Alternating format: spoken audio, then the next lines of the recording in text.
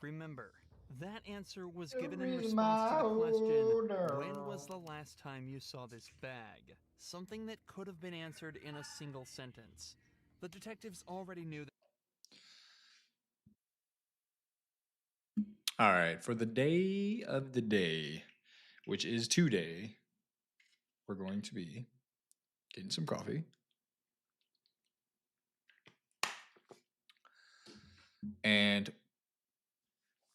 so let me tell you what I did. I was going to make a bookcase in here, but I just could not get, I could not think about a bookcase situation or an entertainment situation that felt right because it's not a TV centric style, type living room or like style of fucking decor. So I said, fuck it. I'm going to think around. And I thought of 70s style pit living room. And I was like, that is cool. But guess what? And I busted my ass off to make it like this too. It took me a long time actually. But the bitch is not in the right location. It doesn't feel right there. It does not feel right there. I don't know. Maybe, and this may be the thing that goes down. Maybe I, and if there was anybody in the chat, I would ask this question because I kind of do want an opinion and a feel, but I'll ask myself. Hold on, let me turn this on. The reason I hold on. Ooh. All right, like the motherfucker. Let's get a like on that bitch. All right, volume down. Make sure I'm not double talking. All right. What I think I'm gonna do is a cool under stair library kind of bookcase. Maybe even with one of those cool rolling what you call it, a little path right here. Obviously, probably at least extending to the end of this for the walkway of that. This mother liquor right here. I'm gonna scoot over. I'm gonna scoot it over. Maybe just put it in between this little area right here, in between these two pillars or I beams. But I don't fucking know. We're gonna have to figure it out. Yes, and the reason that I fucked it up is because it's a common practice of mine to remove everything from a scene because like I be clicking and dragging and moving and this and that and then all this fucking shit. And a lot of times I don't want to uh accidentally grab something through, you know what I'm saying? Accidentally like I grabbed this when I was just trying to grab these two stairs, so I'll just remove it. Well anyway, um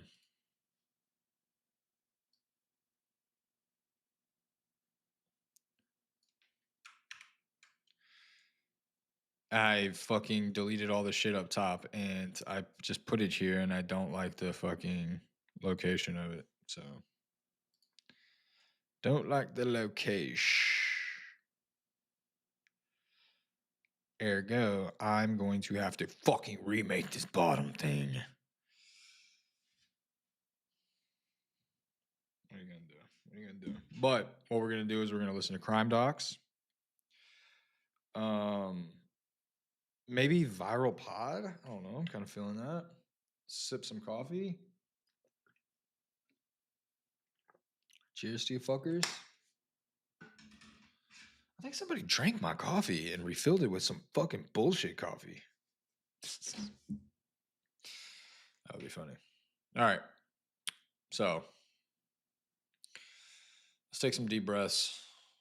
Let's mourn our situation and let's move on. And go here.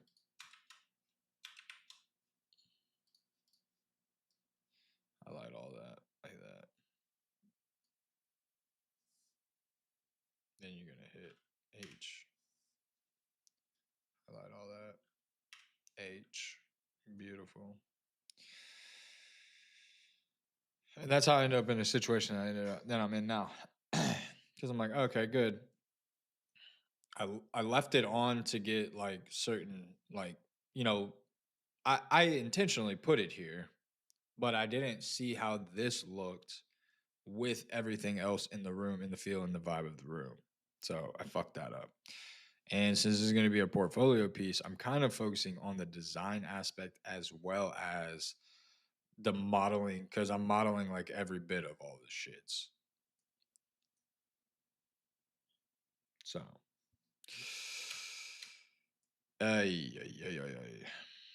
now I have to start again. And that's okay, because I start again all the time.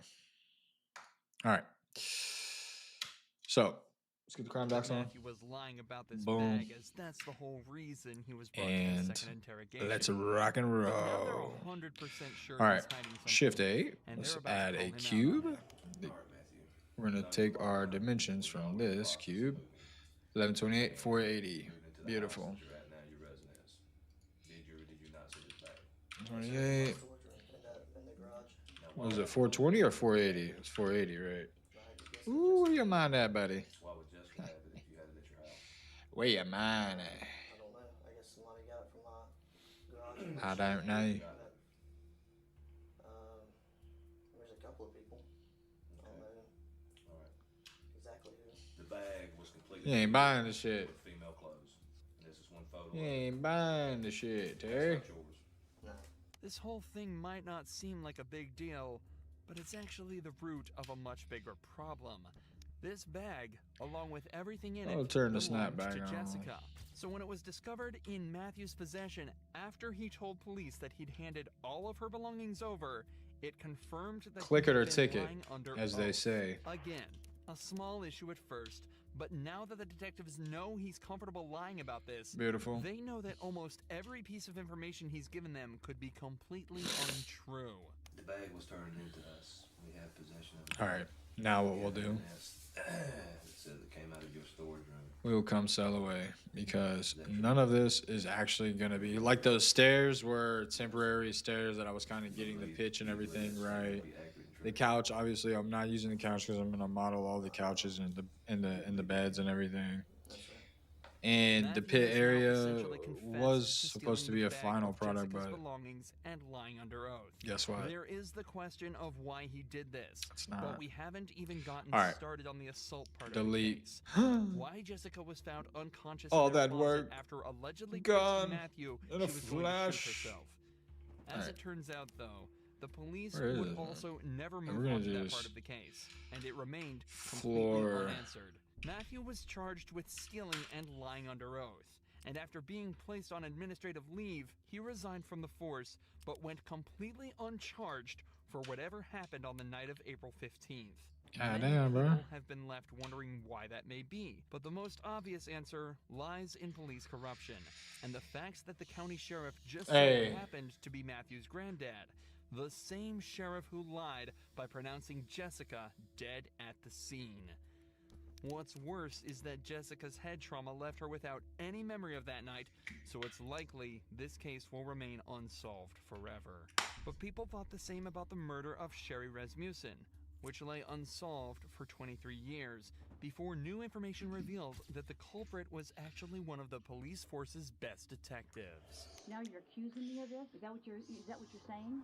After decades of investigation, I ain't accusing you. evidence I'm revealed telling that you you Stephanie did it. was very Shit. likely the culprit of a murder All right. committed in 1986. So we'll get everything on. Because of the high stakes nature of the case, the Bring her detectives on made sure to meticulously plan this back. interrogation. Stephanie was a really successful detective herself, and she had recently received I wanna recommendations think her for a good work second, on the like- theft case. So the detectives used this and brought If I walk into a house, wait, let me think about this.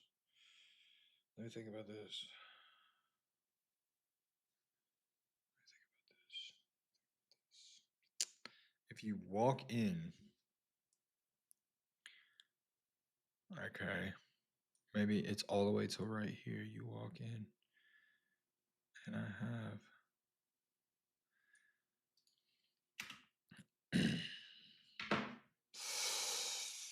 My brain's working triple. My brain's working triple right now. Okay. So I wonder if I could have like some sort of table or like we could have something right there as soon as you walk in. Maybe even like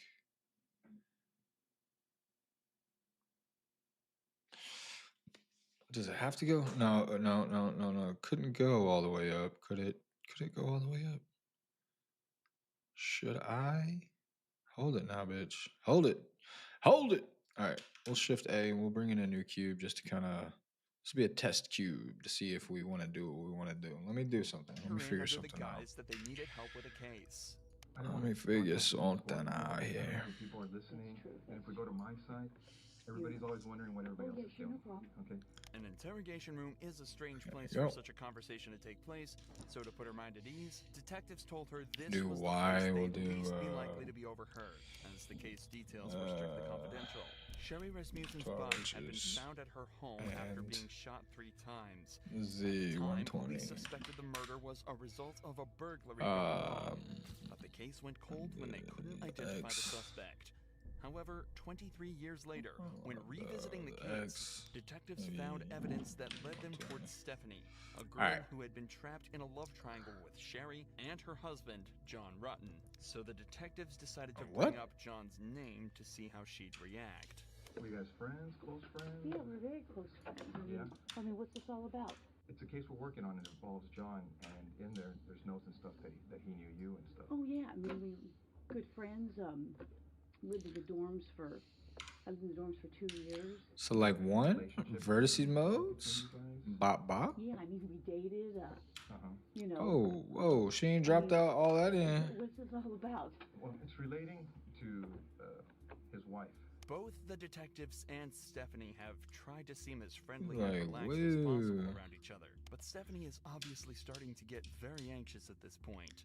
Even though the detectives gave a somewhat believable excuse, she's now in Alright. an interrogation room faced by 2 detectives being questioned about a girl she supposedly murdered 20 years earlier. Her breathing has become faster, and her language is defensive, and her movements have become more erratic.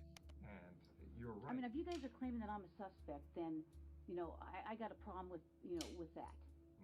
Okay. Okay, so, you know, if you're doing this as an interrogation, you're saying, hey, I'm a suspect. Well, now I got a problem with, you know, now you're accusing me of this. Is that what you're saying? Hold on now. Obviously, you know about all the DNA stuff and things of the nature that Hold on now. gets done on cases nowadays. You know, if we asked you for a DNA swab, would you be willing to give us one? Maybe. Because now, Because I'm thinking I probably need to talk to a lawyer. Stephanie chooses Probably, to provide Bubby. DNA evidence, hoping her willingness to help out would ultimately prove her innocence. But, unfortunately for her, just 5 minutes later, the detectives decide they've heard enough and put her in cuffs. Months later, after a long and arduous trial, a decision was made by the jury. We, the jury, in the double-titled action, find the defendant, Stephanie Eileen Lazarus, guilty of the crime of murder of Sherry Rasmussen. We further find the Damn. murder was of the first degree. After hiding it for 23 years, Stephanie Lazarus was finally found guilty of murder and sentenced to 27 years behind bars. If you enjoy true crime videos like this, make sure you're subscribed to see more. My roommate was attacked. I know it. I heard it. She's screaming. She was thrown to the ground.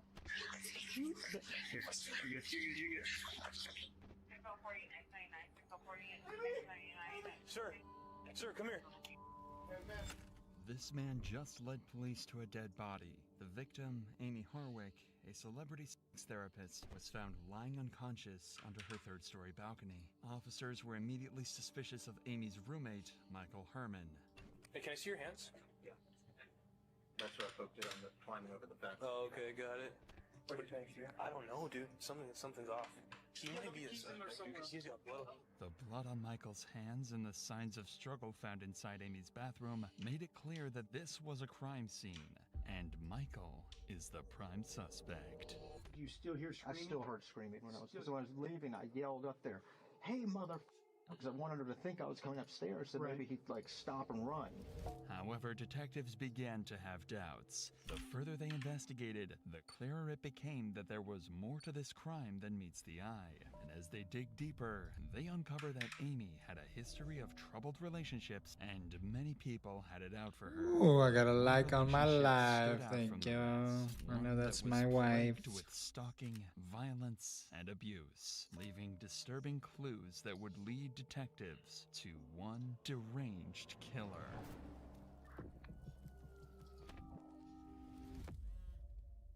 I have so much I need to say. Please give me a chance to just say it, please. At 1:11 a.m. on February 15th, 2020, 911 received a harrowing call from Amy's roommate. I want to reduce the operator 434. Yeah, somebody just attacked my roommate. We're at 2886 Mound Street.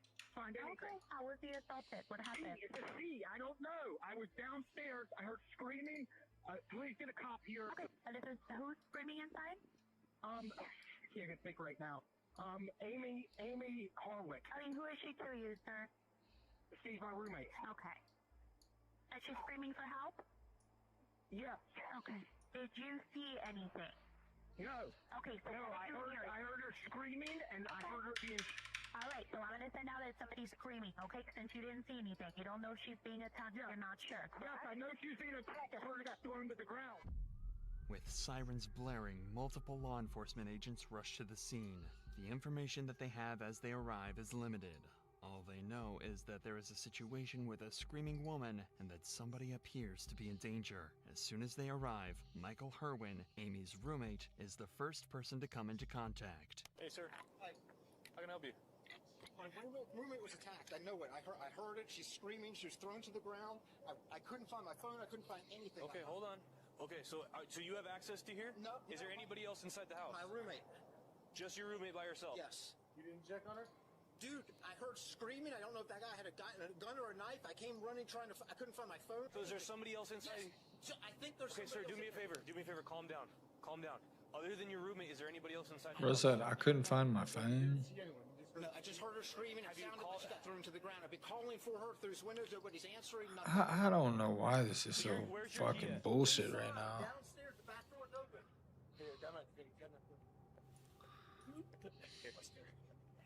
You're gonna piss me off, motherfucker. Alright. Anyhow. Let's proceed, motherfucker. 6815 advises the responding units that we had to hop the fence. We're going to be at the rear of the location.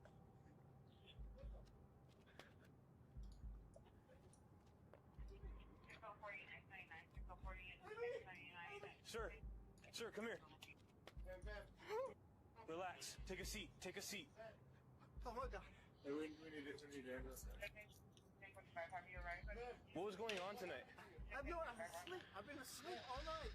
When officers move into the courtyard, there lies Amy Harwick, 20 feet beneath her third-floor balcony, going into continuous seizures with glass surrounding Don't her let body. this paralyze you, mother licker. Do not let this paralyze your progress.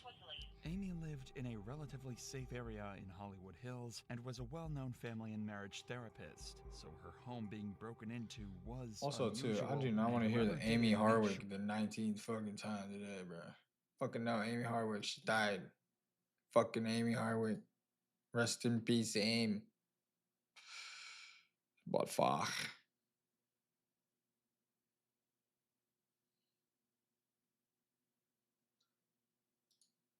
I've done a lot of things in my life, and I've never felt anything like I did last night. What the fuck? They killed their kid, bro. Motherfuckers. Motherfucker. This is 34-year-old Music Adami. Just hours prior to this footage, Music and her boyfriend, Matthew Bynum, woke up to police inside their trash-filled trailer home. They were unable to move and could barely speak. What's going on? This is the perfect world type shit, right? Like you'll never encounter this in real life. But like I can literally make the table because this is a fucking mind thing. I'm like, oh, I want the table to be the exact size.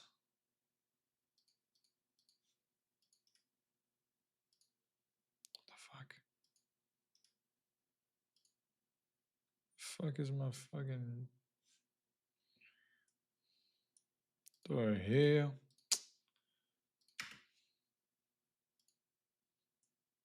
Damn fucking art bullshit. Let's go. All right. Anyway, so daughter, Zakiline. Officers would rush to get to the bottom of what had happened, but like unless you're custom making everything, like you won't get it like this. But I am. Horrifying clues would all right, like that lip over. Neglectful killers of their own daughter. All the while, they had no idea she had even died. Whoa. On March 10th, 2024, Thaddeus Hawkins would wake up to a terrifying scene. He was staying on the property of Music and Matthews, living in his own truck. However, Matthew would scramble to get up after hearing screaming coming from inside the family's trailer home just feet away. He would bust open the door to find the couple and their 2 children stiff and unable to move. As he looked closer, he noticed their daughter extremely pale without a pulse. As he went to call 911, that's Music weird. told him everything was fine and that help wasn't needed. But Thaddeus could tell Music was clearly delusional in her current state and decided to take matters into his own hands, calling 911. Grant County 911, what is the address of your emergency? 97 Quail Run. Okay, tell me exactly what happened. I have no idea. My side is rolling blood. Why is the parents are this? somewhat There we go. responsive, but they're in and out of, and then they have a 7-year-old boy who is mostly responsive. I was able to get him on a chair, but I don't know what's going on. Okay. I really don't. And are you staying in the same house? No. I'm just on the property. Okay. What is your name? My name is Thaddeus Hawkins. I woke up and I heard someone yelling, "Ow, help!" And so I went in. I was trying to help him. Okay. And what room is he in? It's kind of like a one living area type of thing right now, but he's in the same area as them. They're all in the same tiny home area. Okay, give me a second while I get them started on their way, okay?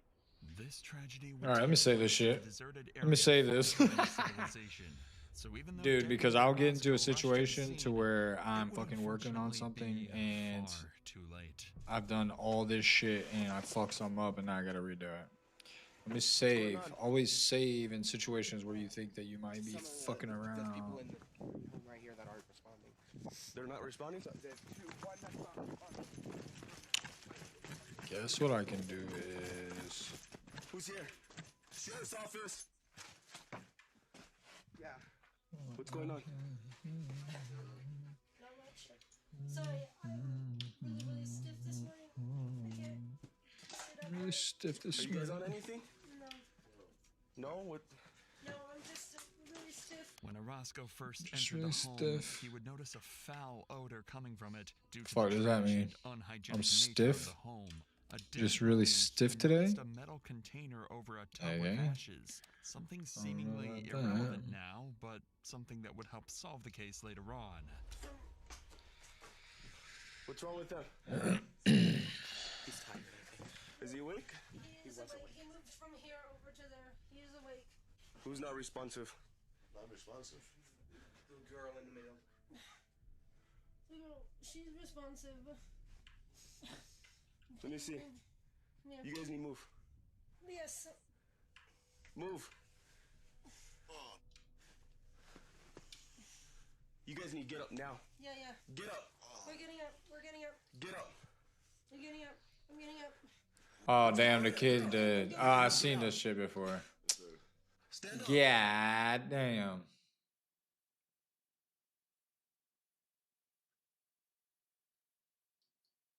Residence of Manny's parents. All right. These officers are here simply to All conduct right. a welfare check.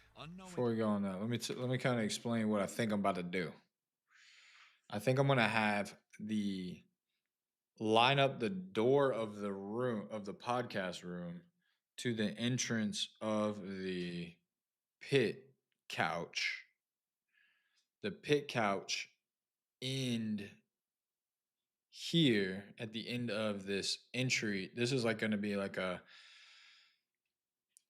it's like a table, but you like put your keys, you this, that, the third, whatever. I might put like some radio equipment on there, you know, like recorders or some microphone, like to go mics and shit. That being said, this is just a box, but it will be something in time. It will be something in time. So that's what I think I'm gonna do. And then you come in here, you do. Then you can walk to this area, which will kind of be a standalone library ambiance corner. Okay, so this is going to be the backdrop ambiance of the fucking inset couchery. That's the plan anyway. And then when you're looking at the couch this way, then you'll see the decorative wall. These will all be steel panels and different shit. And I think I'll probably throw in like some crazy chandelier, some shit on here. Kind of add some flair there. Beautiful. Beautiful. Glad we've got this far. This is a 3-story now. It's turned into a 3-story monstrosity.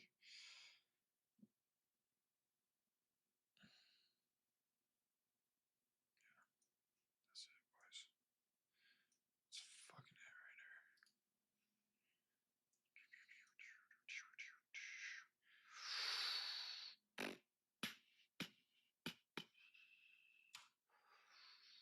One night and one more time. And I'm not gonna do a bunch of lighting. Like this is just for me to kind of like make sure that I like it. And like the stairs, I kind of mock those up with materials and lighting just to see if I like it. But since I'm taking everything and putting it in Unreal, I'm not really doing the texturing and materials here, or lighting or any of that stuff. So I may throw in some temporary lights while I'm making this to just you know, feel it out and see if it's doing what I want. But yeah.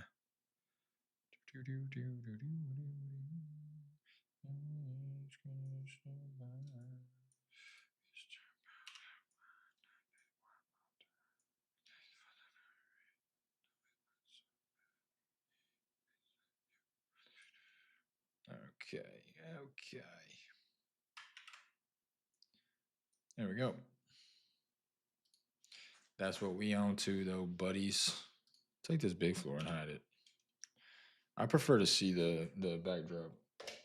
They are moments away from stepping into one of the most disturbing murder investigations of their careers. I can't see in there.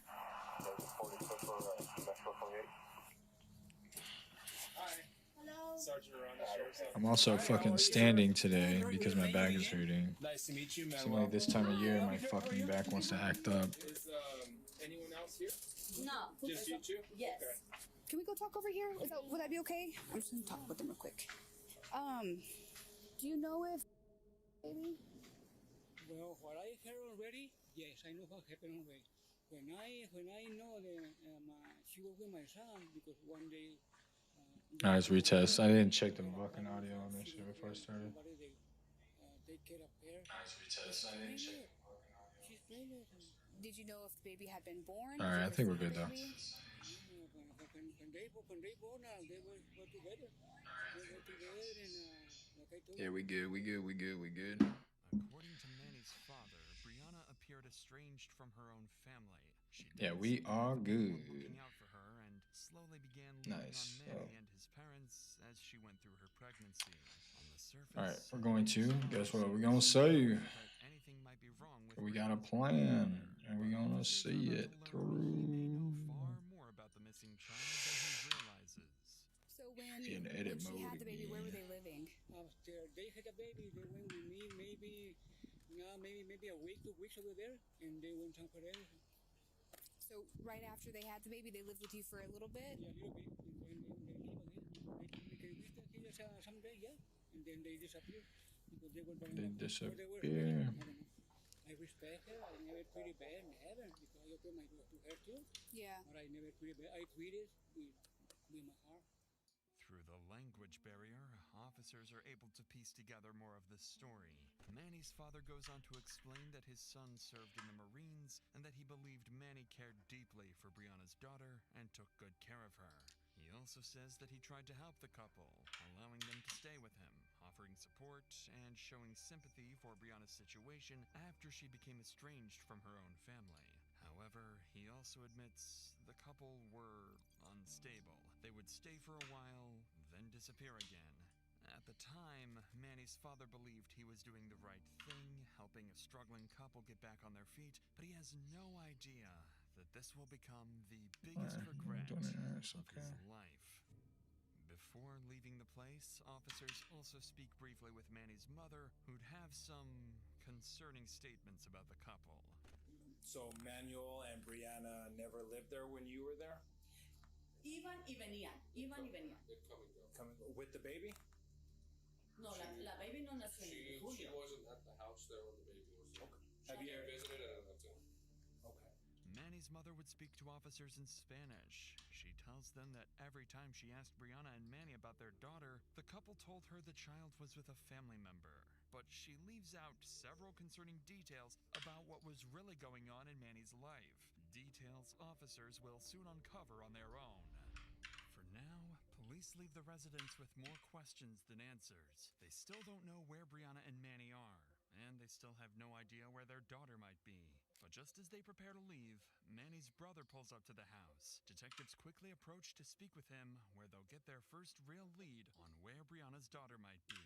Your mom's a cool lady. God, I completely forgot about Susan, man. Good to see you. I'm Detective Johnson, man. Nice to meet you, sir. Nice to meet you. Hey, so we just talked to your mom. Nobody's in trouble. Yeah, no, But see, I have no idea why the family contacted you guys. I told her to call me if she had any questions, that I would give her any information that I had, and I did that. Called who? Is it Brianna or her family member? Her or aunt. Okay. I got the messages right here. And have you talked to Brianna or Manuel at all, or? I talked to Brianna maybe a couple of weeks ago. Okay. Have you seen her? Did she have her baby with her? Or? I have not seen the baby since. It's been a couple of months now. Probably like 3, maybe more. I was wondering too. I was like, I haven't seen her in a while. Is she okay? And she had told me that one of her aunts was taking care of her. No, I got you. Although Manny's brother reassures officers that the couple's child is with one of Brianna's aunts, he admits he hasn't seen her daughter in months and doesn't sound fully convinced by Brianna's story.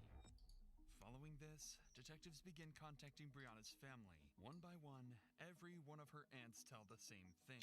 They do not have her daughter. One of Brianna's aunts, Ruby, insists detectives come speak with her in person because she's seen and heard troubling details about Brianna and Manny's relationship they need to look into. When detectives arrive to speak with Ruby, they'll quickly realize there's more to the story than a missing child. Hello. Are you Ruby? Yes, sir. Hi, Ruby. I'm Detective Johnson. We spoke on the phone. Yes. I think you said you had some. Yes, come on in. Baby's right there. Come here, baby. Is that all right if I come in? Yes, come on in. Thank you. I know something's going on because when Brianna was pregnant, she was here with me and she left. I raised Brianna since age 6. And I spoke to her brother earlier. I called him on my lunch break. Was it Brian? Brian. And asked him, hey, what's going on? I said, have you met your niece? Have you seen her? He says, no, I haven't. Because when she had her baby. All right, BRB. Yeah, and then you went to the hospital. Yeah, I went right away, and he kind of got mad. Like she's with Manny? Yeah, because I was taking pictures. She was already with Manny. Yes. And he kind of got mad, and he whispered in her ear, and he walked out of the room. And I'm like, and I said, he's mad, huh? I told Brianna he got mad. She goes, yeah, don't pay attention to him. What the detective is hearing now isn't just concerning, it's deeply unsettling. It's the first time the relationship between Brianna and Manny begins to sound volatile and potentially dangerous. Ruby doesn't know it yet, but her intuition is spot on, and in just a matter of days, she will be told the most horrific truth imaginable about her grandniece. For now, the detective leaves Ruby's home and heads back to the station, knowing they need to move quickly and locate Brianna and Manny. What Ruby shared was troubling, but it's only the beginning, and far worse revelations are still to come. 2 days pass with no sign of the couple or their child. Then, a call comes in from a woman named Desiree, who identifies herself as Brianna's former roommate. She's heard about the missing child and has important information about Brianna's boyfriend Manny, details his own family never shared with police. The only reason that everything kind of worries me is just she fell off and like she just didn't talk to nobody, and then this kind of like happened, you know. Do you know why she's kind of disassociated herself from other people? Her and Manny were fighting so bad. He said he didn't want the baby. He has a son, and I'm pretty sure that he had got that baby taken away because he beat the shit out of the baby. And so he doesn't have that kid no more. The mom has the kid. Brianna. Damn. For 2 years, she lived with me for a year and a half. I've always been like trying to help her out and stuff. Well, when she was pregnant, you know, he had said that he didn't want to be with her. He didn't want the baby. He doesn't want a kid. That's why he got rid of his other kid. So it kind of worries me on that part, you know. Needless to say, Desiree's call paints a disturbing picture of the couple. If Manny already lost custody of his own child due to abuse, then there's every possibility that Brianna's big daughter may have suffered the same fate. Together, the pair comes across as volatile, irresponsible, and deeply unfit, a dynamic that only adds more urgency for the detectives to locate them and find the missing child.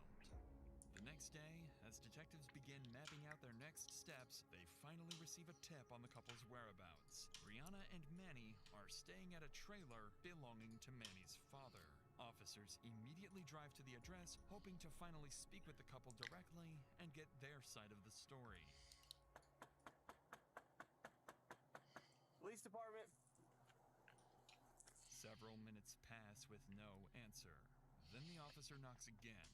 When Brianna and Manny finally step out of the trailer, it's clear they already know why the police are here, and they have a story prepared. Hey, so, I'm Detective Johnson, by the way. Sorry, do you guys know why I'm out here trying to talk to you guys? It's because I heard, I guess my family saying speech and talking to his family. Do you know about what? I guess the baby's She said that they reported her missing because we haven't heard from her from over. That's why I'm involved as a detective, you know what I mean? Just because stuff like that gets passed on to us. So, where's your baby at right now? She's with a friend. Where's that? In Juarez. In Juarez? Okay. Who's your friend in Juarez? Her name's Maria. Maria? If you don't mind, I'm just gonna talk to you guys individually real quick, and then I'm gonna talk to both of you quick. So, can you just hang out with him for a minute? Sure. And can I talk to you over here? Yeah. So, obviously, I don't know your personal life. I don't know anybody. I'm just trying to get it all figured out, and No, I'm just mad because you're upset. Yeah, because I don't talk to them at all. They're annoying and they're all in my life, and that's one reason why I tell them, because I used to live with my aunt Ruth. She would put me through hell. Like what? Like she would always yell at me and say I'm stupid and I don't know what I'm doing. This, that. So I don't like her knowing anything of what I'm doing. She's just very alone. And then like her dog coming over here saying like about my business and whatnot. That's one reason why I blocked them. Is your friend? I mean, did you take your baby down there? Or Yeah, I put her down so she can take her because I'm going to get on to take her. So how'd you guys end up? So when did that happen? That happened. When did you like hand her over to 2 months ago? 2 months ago. Brianna's explanation sounds reasonable. Her family constantly interferes in her life, and she doesn't want to deal with them. She even speaks negatively about her aunt, Ruby, claiming she was never supportive of her. Never. The story immediately raises alarms, so to verify the details, the officer moves on to speak with Manny separately to cross-check what Brianna has already said. This is when a small discrepancy surfaces, one that will mark the beginning of the couple's story falling apart. Hey man, so can you kind of just give me the rundown of everything going on? Alrighty, so as far as I know, like her family's been trying to get a hold of her because I guess they haven't been in touch and want to know how she's doing and the baby's doing. And she spoke to a couple of family members. I think it was her aunt or brother or some shit like that because they messaged her. And she told him to like, yeah, I'm like, we're doing okay. Like, you guys don't got to worry about nothing. And then they were like, okay, well, just wanted to make sure everything was okay. And then after that, then they started, okay, my mom told me, she's like, oh, hey, there's detectives here at my house, like, trying to figure out, like, because you guys are missing or some shit. You guys haven't, like, talked to the family? Or, like, dude, like, what the fuck? Like, she's talked to her aunts or someone. She's talked to a couple of family members and let them know, like, everything was okay. And, like, they're still doing this shit, so, I don't know. So the baby's in Waters? Yeah. When did that happen? Roughly the day or the month? Like, beginning of the year? Like the card for the 300 block of Montclair. Like February? Do they give you an address? Or like how are you guys supposed to get in contact? Or what's the plan? Is she gonna go back for her baby at some point? So as far as I knew, like once we got good and shit, we were gonna be, I guess she was gonna be hitting us up back then. So that's all I know, so. Not only does Manny give a completely different time frame for when Brianna's daughter was given away, but he also can't provide any basic details for the supposed friend the child was given to. When the officer circles back to Brianna with the same question, she can't answer it either, and offers no way to verify that this friend even exists. At this point, the officer's suspicion grows, and with the inconsistencies piling up, We back tabbed in, bro. detain the couple and bring them to the station for further questioning. Once at the station, Brianna and Manny are placed into separate interview rooms. They still don't know their stories don't match, and investigators intend to keep it that way. This is the police's only chance to finally figure out what really happened to Brianna's daughter and who's responsible. As for the couple, one wrong answer could expose the horrifying secret they've been hiding for months. And so how'd you get in contact with Maria? Through WhatsApp. Through WhatsApp? Yeah. When did this happen? I said 2 months. I told you that. 2 months ago? Yeah. Okay. Do you remember the day? I don't remember the day. Do you have the messages on WhatsApp from Maria? It's the new phone. Another one. I can't remember the number either. It was like all kinds of, WhatsApp 011 something. Yeah, I don't. Fucking phone going off, bro. Chill, man. Let me know, man. Hell.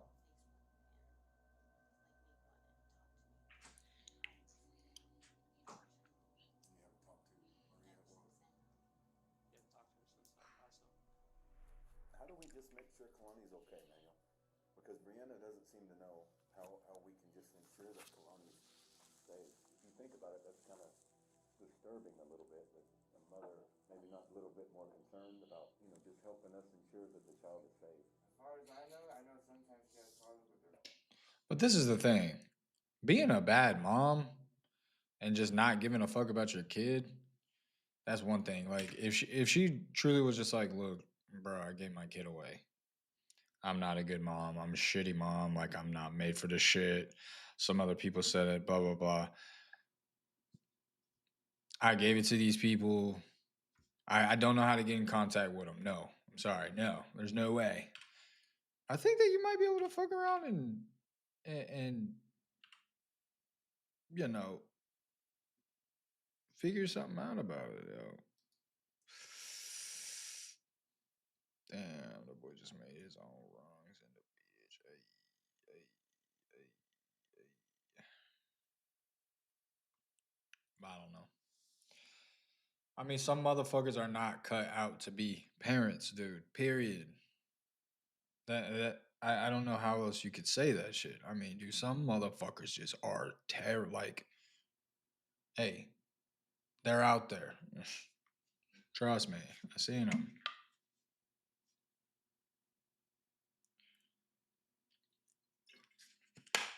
Anywho, let's get going. Let's hear what they got to say.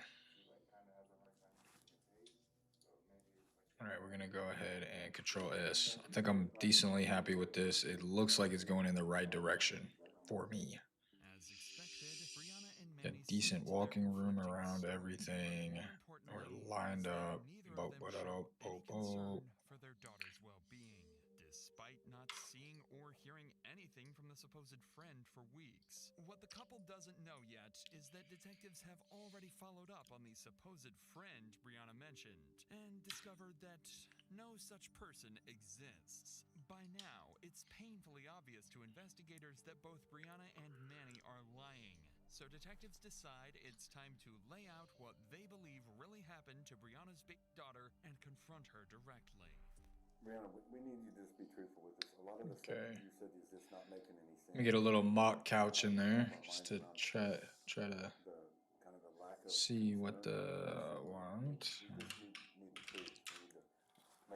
Couch. We get it. Stuff happens. You know, people go through hard times. We understand Wait. that. Something happened. Something that you don't. Whether or not Kalani did it or not, something happened. After this happened, you guys discussed this, tried to come up with a story talking about a person that we know nothing about. Free first, bro. Free first, bro. Mistakes happen, Brianna.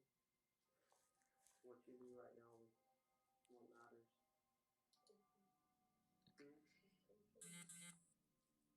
Right? Brianna finally breaks and confesses to killing her daughter. After this admission, she becomes visibly emotional, and for several minutes, detectives are unable to get clear answers from her. As they slowly piece together her statements, a story begins to form.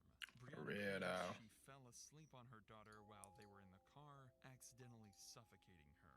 Panicked, she and Manny buried her daughter's body in a remote wooded area where it has remained for nearly a year.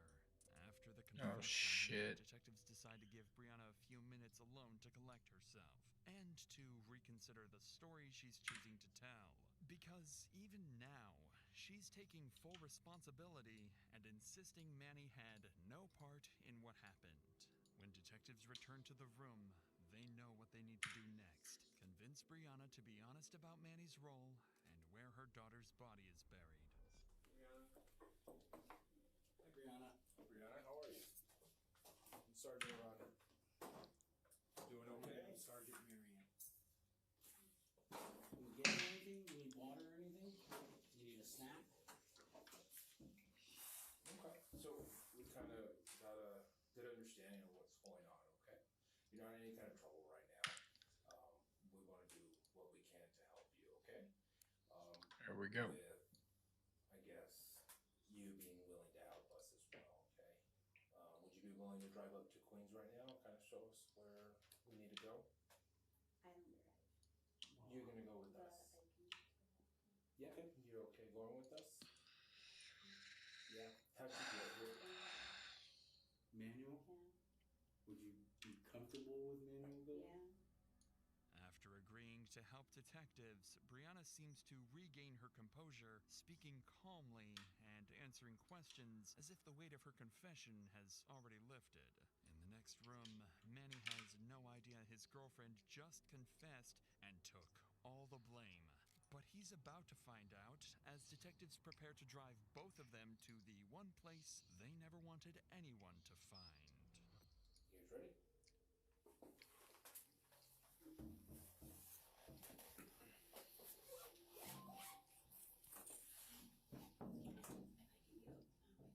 You okay? Alright. My legs are kind of like,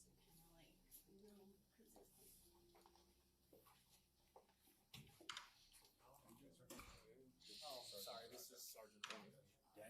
Manuel. Nice to meet you. As they prepare to leave, Brianna and Manny are reunited, and it's clear Manny immediately realizes she's told officers the truth. The couple and officers then drive out and hike deep into the woods to recover the body, a grim walk that will lead to what can only be described as a nightmare. Go ahead. Go ahead, menu. There you go. Here we go. Caleb.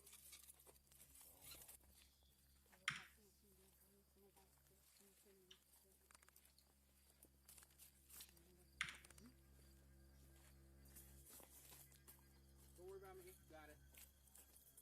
Okay, right here where the rock's at. Where the rock is? I'm sorry? The big rock is right there. The one right in that hot spot? Yeah. right there? Yeah, she's buried in That one just sticking out there like a big old pimple. with all those scrapes right there. Oh, what the fuck? Yeah, she's underneath it. Those rocks. Start walking back. Yeah. Crazy, Terry. Marked it. I don't want to keep you guys out of the loop just because you guys came down here, showed us all this, but we're gonna do stuff the way we do handle it, and so what we're gonna do is we got to get a search warrant, of course, but we're gonna bring out our other resources, and we're gonna do this the right way. Okay? We're gonna hold off. We're gonna secure this. Do we It's gonna have your be a phone couple numbers and days. stuff so we can get a hold of you guys? Well, we gotta give them. We gotta take them back home. Oh yeah, that's right. Yeah. Sorry, forgot about that. So it's not like we're just coming, marking, and then leaving. So I just want you to know that that's not what we're doing. So it's going to be a long process, okay? You're 100% certain that's the spot, though? Yes. Okay. Can you stand by it for you guys? I think we're good, man. We've been marking it along the way. By now, officers believe they've found the burial site. Mm-mm-mm. Because it's already dark, they halt the search until the following day. Before Brianna and Manny are allowed to leave, detectives instruct them to return at noon. For now, the pair isn't being detained and are treated as two people who may simply be caught in a tragic situation. At least, based on what they're admitting. A far cry from the real truth behind their lies, a horrific truth that police are just hours away from discovering. The next morning, Brianna meets detectives near the search site, but strangely, Manny doesn't join her. Instead, he waits inside a detective's car, refusing to return to the burial location. Brianna then Damn. leads investigators back to the wooded area, with forensic experts following behind. She's about to give them the Bro's like, confirmation they've nah. been searching for, even though the couple responsible will eventually still walk free.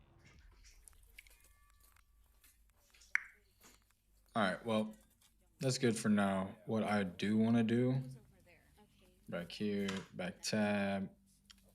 I want to go here. I want to get some loop cuts on this.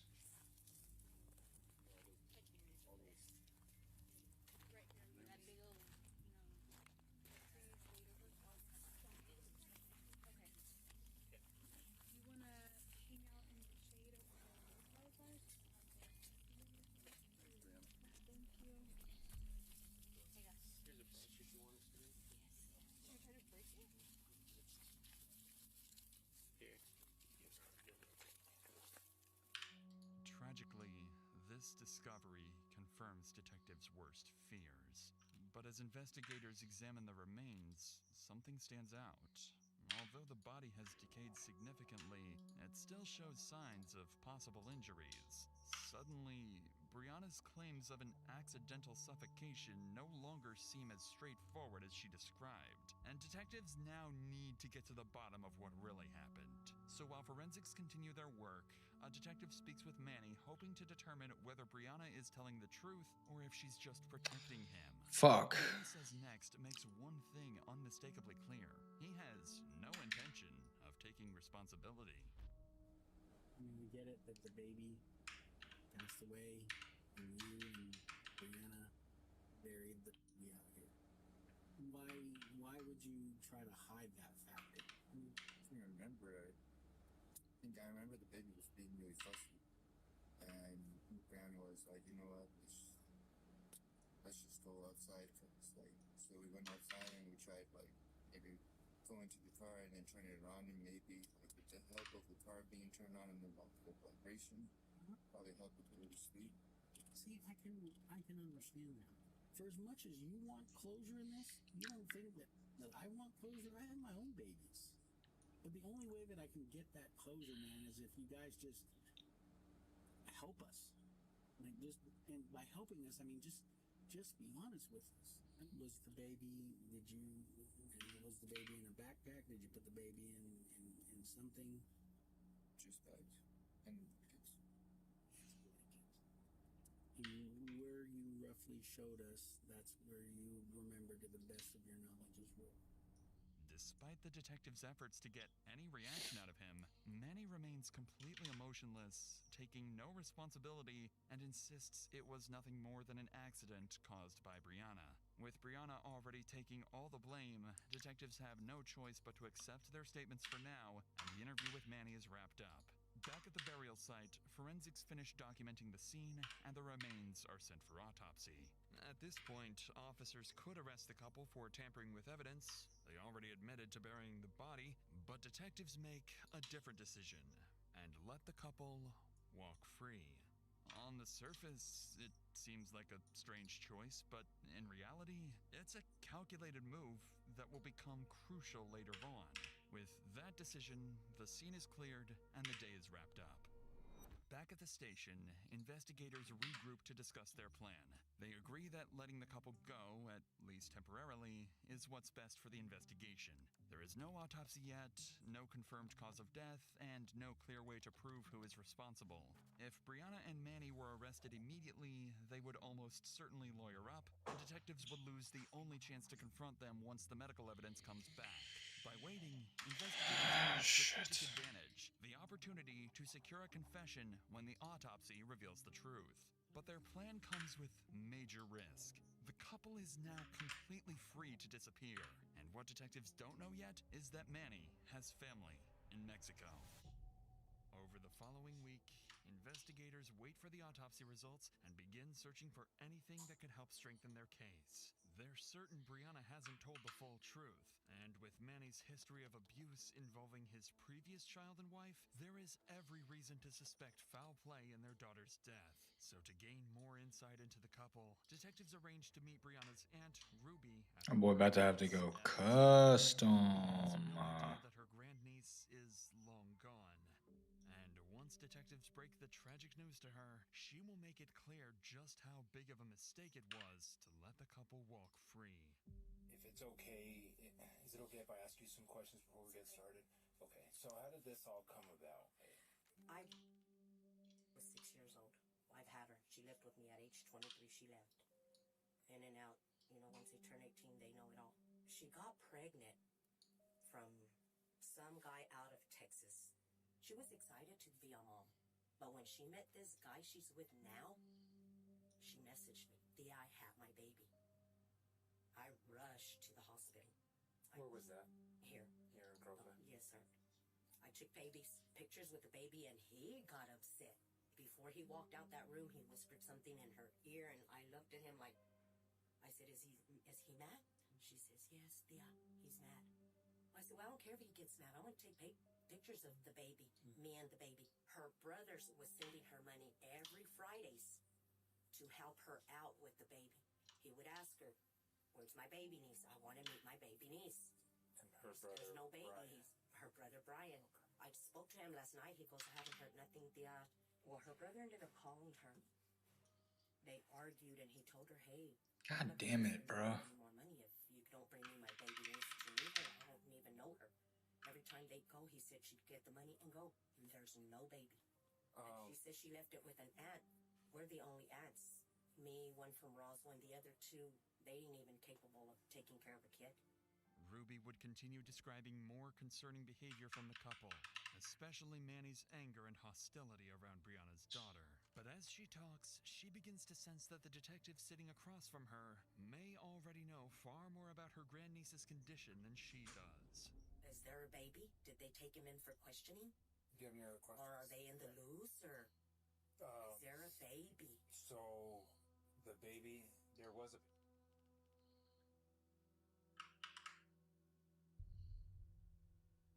Baby, R.I.P. Little baby. But y'all found her. I know, but we still have... I know, and this is part of the judicial system that we have to do. No. They should be locked up. Get that Coca-Cola. They should be locked up. Taking her to her doctor's visits or anything. So, it's still under investigation. There's still a lot of questions we have, okay? Well, what are they saying? Again, we haven't really spoke to him, okay? Dumbass cows, bro. If you go find them, they're gonna be gone. He's had family in Mexico. He has family. His mom's from Mexico. They have family in Juarez. Through her grief, she warns them about something they hadn't fully considered. The couple could already be on the run, especially with Manny's connections in Mexico. Additionally, her description of Brianna as a follower only reinforces what investigators heard before. It's starting to make sense to detectives why Brianna would take the blame, even if Manny played a bigger role in what happened. By now, though, Ruby is devastated, knowing she will never see her grandniece again. Her reaction is far more emotional than anything detectives have seen from Brianna. But sadly, the tragic news doesn't stop there, because Ruby is about to hear the most disturbing part about her grandniece's death. They killed her. He killed her. I know he did. I could have had that baby. I could have raised her. Do you know who the dad is of the baby? No, we don't know him. Nobody knows? Nobody knows who he is. The baby has been sent up to Albuquerque for an autopsy. How many months was she? So you're going to do Was it before she turned 1? Probably. Oh my God. I don't know how old she was exactly, but I'm guessing a month to 2 months. When she passed away. Damn. So she. Oh my Again, God. I'm just Okay. going off the information that I was told. I bet that he stopped breathing because all he did was, when I got to that car, it smelled like bad, like weed. I bet that he couldn't even breathe. Why are they still out in the news? Well, will you know about the autopsy? It takes about 6 months. God, they'll be gone. They'll be gone. That's why we don't want them. We don't want to spook them, one. And They've we don't already got spooked. The minute y'all discovered that his body, they are gone. They're gone. I know they're gone. She like, they gone, bro. Ruby is justifiably furious. She wants justice even if it means putting her own niece behind bars. But without an autopsy, detectives still don't have definitive proof of how Brianna's daughter died or who is responsible. Making an arrest now could jeopardize the case. With that uncertainty hanging over the investigation, detectives wrap up the interview with Ruby.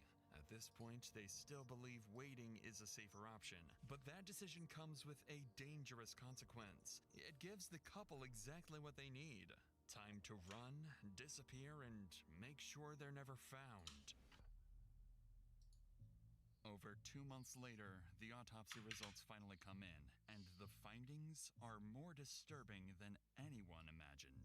The report reveals multiple injuries in the child's system. Most importantly, the Fentanyl. death is ruled a homicide. For What first the time, hell? Detectives have confirmation that foul play was involved. Now they need to figure out which one of them is responsible, and more importantly, where they are. The fuck? How they put fentanyl in the baby shit, bro? Tripping out. Days turn into weeks, and Actually fucking tripping, dude. it begins to look like Ruby was right all along. The couple may have disappeared for good and gotten away with the murder of her grandniece. 8 full weeks pass, and still no sign of Brianna or Manny. Then, in February, detectives receive a tip that the couple has returned and is quietly staying at Manny's father's trailer at a nearby park. It's the first real lead since the autopsy. Officers are dispatched, but Okay, okay. calm and convince the couple to come in voluntarily. The goal is to extract a confession, not spook them into running again. Minutes later, they arrive at the trailer park, hoping this time the pair won't slip away.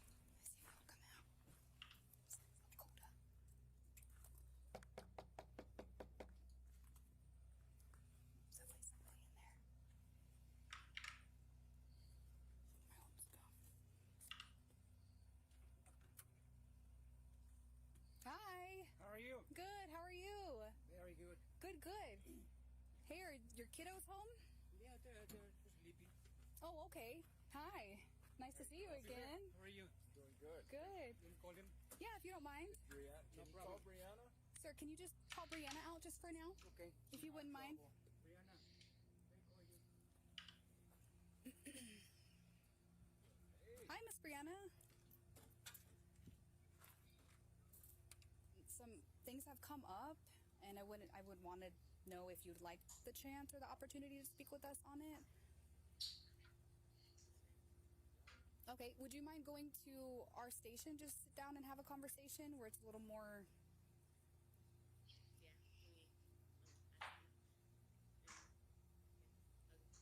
You'll go? Okay. We just want to share some things out. So. Yeah. We'll give you a ride and then we'll bring you right back. You don't have any knives or anything on you? Okay, do you mind if I just pat search you just really quick, just to make sure you don't have anything on you? No, you're Need a pat search you real quick. What the hell? Brianna doesn't ask a single question and simply steps into the back of the cruiser. Get a little bit of Strangely fucking. calm reaction, considering she's been out of sight for months. But things are about to get even stranger once officers call Manny to come out. One more time. One more time, huh? One more How's it time. going? Hey. Good, good. You mind coming and talking with us? Are you good with that? Okay. Cool. All right. We're gonna. We're gonna ride over, yeah. Just as a precaution, I'm just gonna pat you down to make sure you don't have it. Okay. Tripping. All right. I appreciate it. Okay. Okay. We'll be back. Manny's reaction is Come on, cough drop, bro. Brianna's. Fuck. He also agrees to come along without asking a single question. An odd level of Away. cooperation for a Go couple who's away. avoided police for nearly 2 months. The pair is quickly transported to the station. Upon These arrival, motherfuckers they're are separated dumb as hell, bro. individually. Detective Amanda Keller leads both interrogations. Investigators need to determine which one of the two is responsible or whether they both played a role. If they can't sort that out, prosecutors may never be able to prove who actually killed the child, and both Brianna and Manny could walk Object. away without a single murder charge. You already know it's Cubus time. As well. If one of them slips up, Let's get they Cubus. lose a life sentence. But if they both stick to the same story, there's a chance they get nothing more than tampering charges or even walk out completely free for the second time. Knock, knock. Hi, Miss Brianna. Did you get some water? The rise, I'm gonna kind of just go with what I've been going with, a little 7.5. My name's Amanda Keller. This is Edward Rhonda. So we're here today to, like we said out there, basically this. I'm gonna do 10.5. And we just had additional questions for you. How did that night start off? Start off like shit. I was tired, and after I gave birth to that, I got depression pills. So I would take those, and when that time happened, I took that and I took allergy pills. So whenever that happened, because the whole talking, I know I said that, but the actual thing was we were in the bed, and I slept over her. So you woke up, baby was cold, you started doing CPR. What about Manny? What is Manny doing? You know, I tried to hear myself, but then he freaked out, like, oh shit, what's happening? Okay, and then what did you decide to do? I just put a plastic bag and everything and decided to do that. I guess I'm just confused as to why y'all would say that you were living in the vehicle. No, we were just staying in, like, I don't know. I don't know why I said that. I was just freaked out. Gotcha. That's why.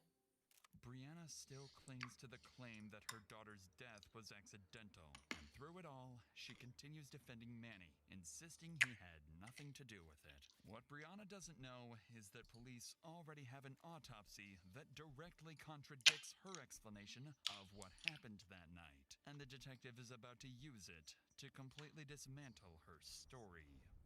So she did test positive for... Do you know why? Or fentanyl. Okay. Do you use... Does Manny use... Has he used... He hasn't used it whenever we got together or anything that I know. Okay. We're just trying to figure out why are these lab results telling us this? We know you know. Did he use often? It's a very addicting. It is. Does he still use? No. Well, that's good. No, he changed to weed to make him like not withdrawal. Yeah. I can use that. Jeez. That's good. How long did he use for? I don't know. You don't know? Mm-hmm. Is it like some months? Is that? Some years. Brianna's hesitation to admit Manny's drug use only confirms what detectives already suspect. She's hiding the truth, and she seems far more focused on protecting Manny than revealing what happened to her own daughter. But Brianna's denials are about to end, because detectives still have more gruesome details from the autopsy. Things only a truly evil parent could do. So when we reviewed the autopsy, there were also some injuries to her bones, and one was before she had passed. Do you know why she would have injuries to her or to her leg? Did you ever leave her with anybody? So it was primarily either you or Manny around her at all times.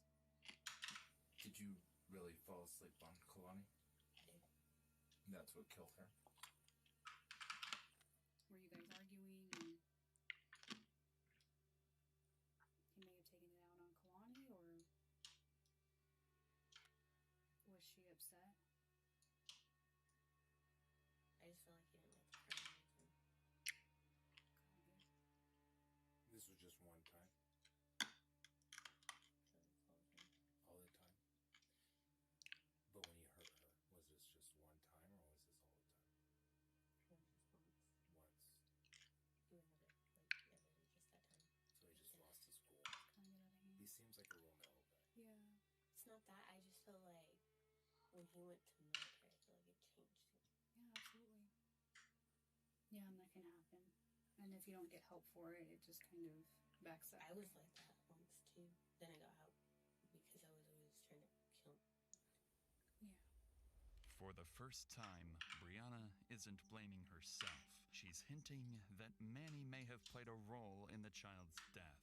It is at this point, detectives decide to pause the interrogation and give her a short break, worried that she might shut down completely if they push any harder. But when they return to the room, something has changed. Brianna can't hide the truth any longer. She's about to break and finally reveal what happened to her daughter that fateful night. Do you really think he's going to be honest, or do you think he's going to put it on you? I'm not really sure. If you put me, I'll be like, you did it, not me. That's Fine why if we're you, giving you it's fine if you tell it. It's fine if he Yeah. blames me. Why is that fine? That shouldn't be fine. You think that's right? No. Hi. You felt like if you had met somebody else that... Because now Why is that? I don't know. I just feel like he's different. Like ever since he went to the military.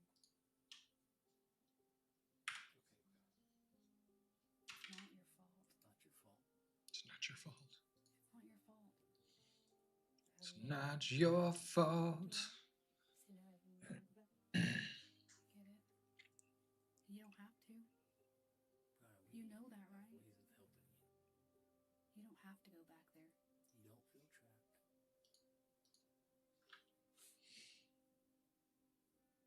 You don't have to go back there. Why do you blame yourself, Brianna? Because I have nowhere else to go. You can find somewhere for you to go.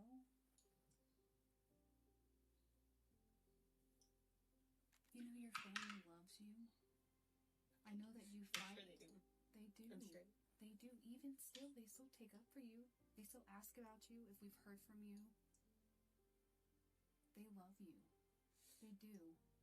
Regardless of Some what's do. happened. Not my Aunt Ruby.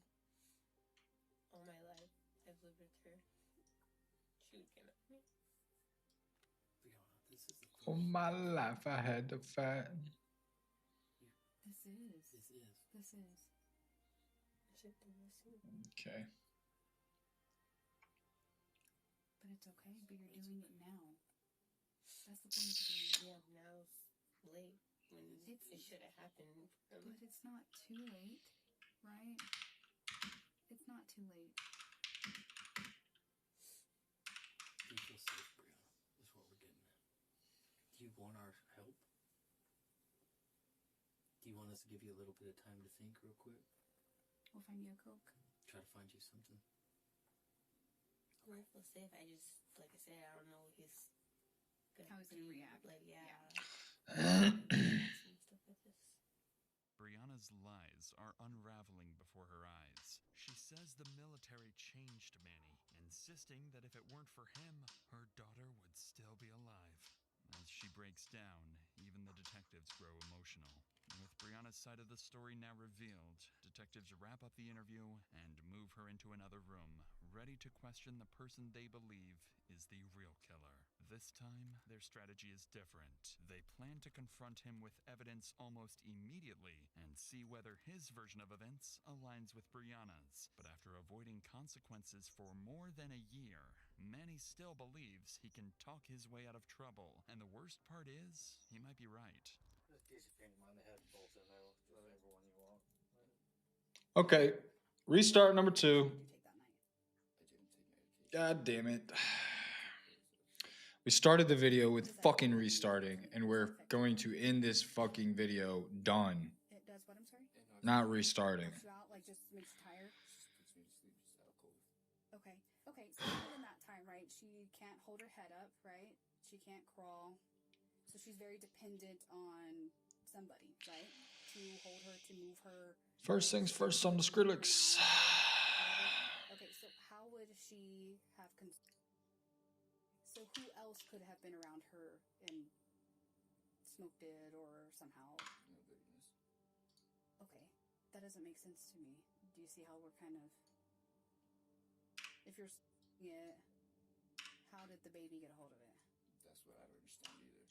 Manny's admission to taking the drugs I don't only understand further either. confirms detectives' suspicions. Alright. At this point, he is their primary focus, Say, and investigators believe he's the Day one responsible Cubus for Brianna's Maximus. death. So they stop circling 1128 tab 480 tab 24 good. Line her up. Boom boom. Right? And right here. Boom boom.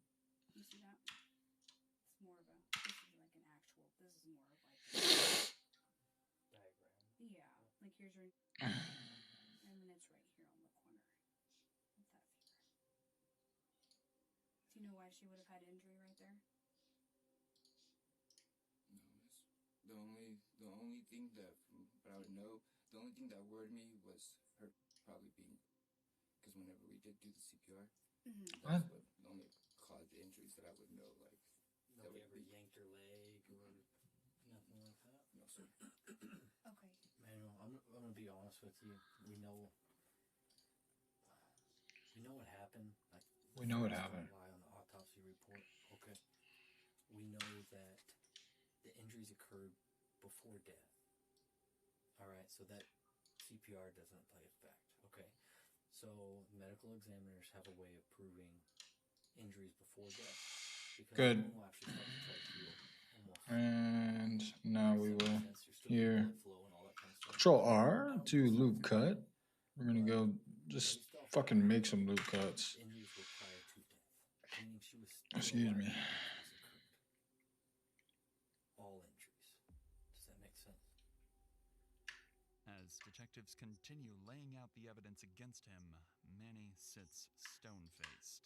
This is the moment where everything hangs in the balance. With all cards on the table and murder accusations in front of him, Manny could shut down the entire interrogation, ask for a lawyer, and refuse to answer another question. What happens next will determine not only his fate, but Brianna's as well. Just tell us now. I already know. She was being fussy, and I got upset, and I had to buy a leg and yanked her, and she wouldn't stop crying, so... There we go. That was... How long did you sit on top? Not long. Maybe like a minute. Maybe that's a little bit. I don't know. Until what? She stopped crying. And then... That's it. When did you know that she had died?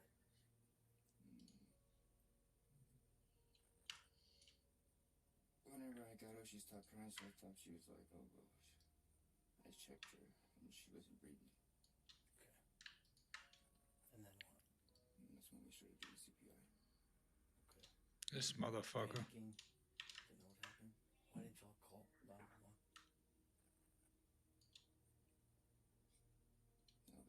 That wasn't my call. Brianna wanted to call him, but I told her not to. Just freaked out and just were scared. What was Brianna doing when everything was happening? She was freaking out. I think she was in the kitchen. I don't know. When she came in, I told her, I was like, he's not breathing. No, get CPR. Did she see what happened? She didn't see it. There's no way of her stopping you or nothing like that. Was that the first time you lost your temper? Was it just the constant crying just kind of got to you, or just a split second just kind of lost it? Manny finally admits he snapped and killed Brianna's daughter in a moment of rage. Following his confession, both suspects are taken into custody. Fuck, sometimes you can't see. Child resulting in death, and Brianna for tampering with evidence and helping bury the body. But despite a murder confession, both Brianna and Manny will ultimately walk out of jail. As of September 2025, both have been released on bond while awaiting trial. They are, right now, free, unrestricted. Damn. Damn. At any moment. Manny is likely What the to get a fuck? life sentence if convicted. Brianna, for her role in hiding the body, is expected to receive a significantly shorter term, but that's only if they show up to court. With Manny's family ties in Mexico and both suspects currently out in the world, there is always a chance they could vanish again, this time for good. Crazy. Crazy, dude.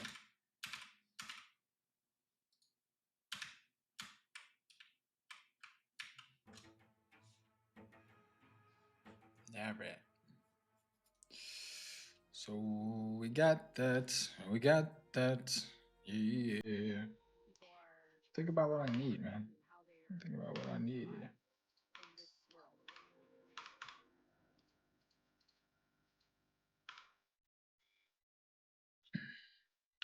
What we making?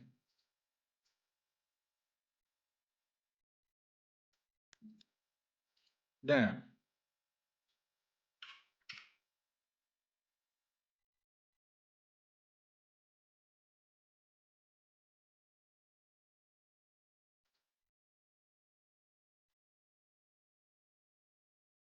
Is that her?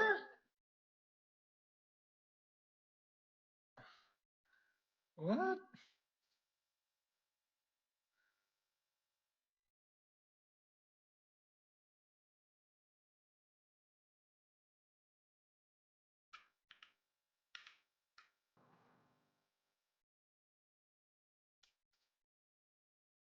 Uh-uh.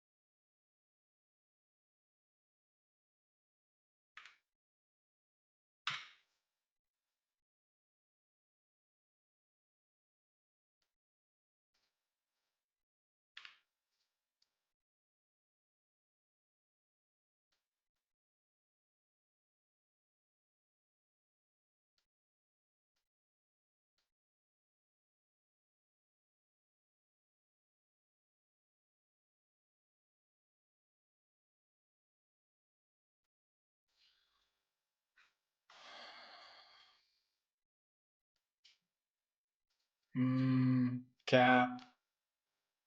Cap.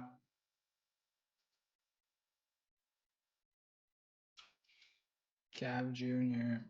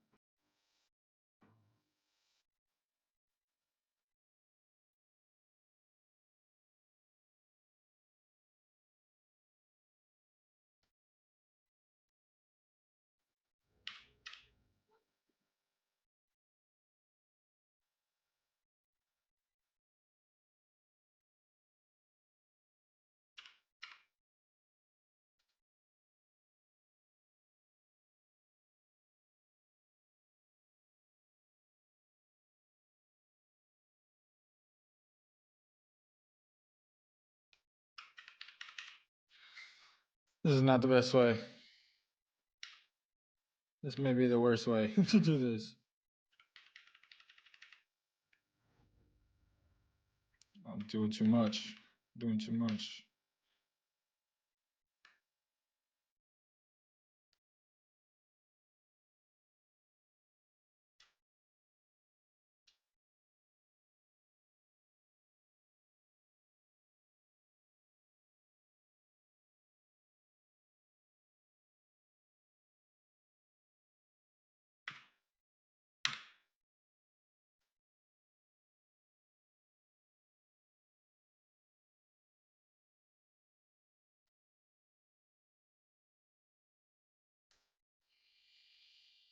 Jeez.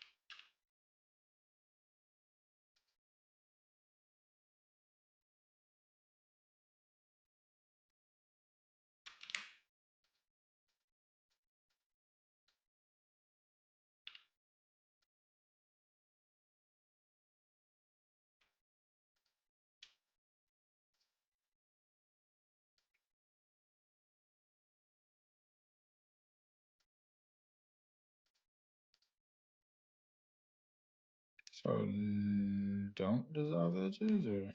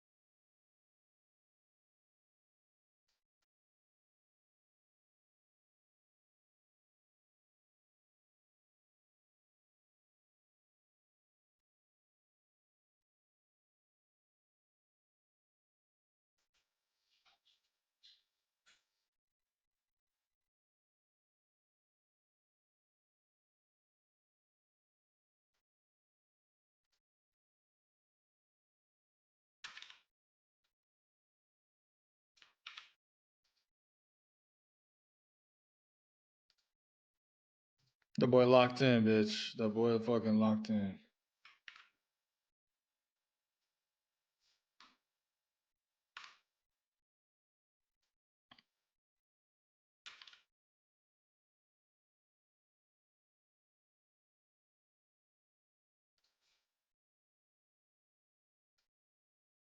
Let's see if there's a stairs.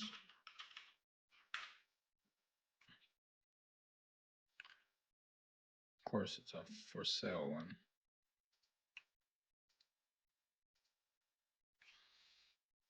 Okay, boo boo.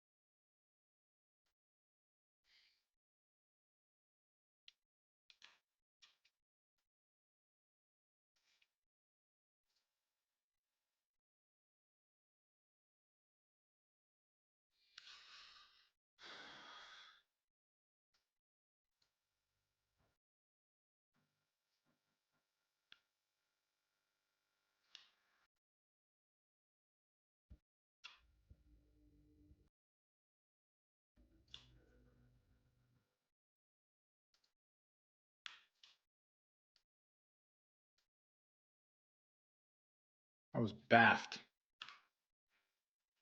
Fucking baffled.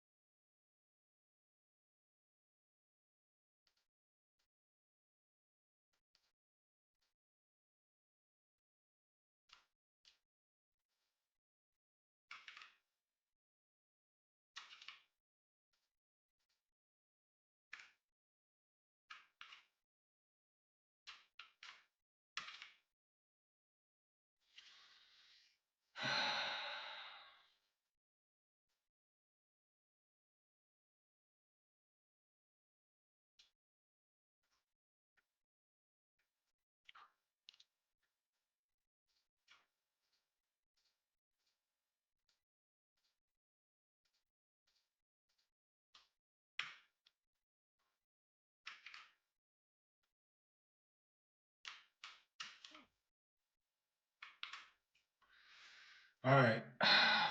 Fuck. Stairs were 2, 2, 2. Guess.